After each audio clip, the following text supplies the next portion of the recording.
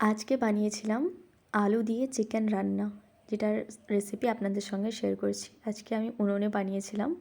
প্রথমেই তেলে আলুটা দিয়ে হলুদ এবং নুন দিয়ে এটাকে ভালো করে ভেজে নেব। ভেজে এটাকে তুলে নেব এক সাইডে। ভাজা হয়ে গেছে, এরকম লাল লাল করে ভেজে নেবেন। তারপর সরষের তেল দিয়েছি, তাতে কাঁচা লঙ্কা এবং পেঁয়াজটা দিয়ে লাল লাল করে ভেজে মাংসটা দিয়ে নুন দিয়ে এটাকে ঢেকে একদম হাই ফ্লেমে অনেকক্ষণ রান্না করতে হবে, কষিয়ে নিতে হবে, যাতে একদম চিকেনের যে জলটা সেটা একদম মরে যায় ভালো মতো।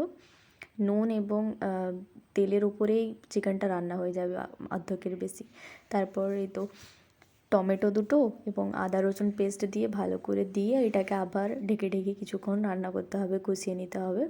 দেখুন কত সুন্দর কালারটা এসেছে, কিছু না দিয়েই এতক্ষণে, কোনো মশলা পড়েনি, তার আগেই কালারটা খুব সুন্দর এসেছিলো।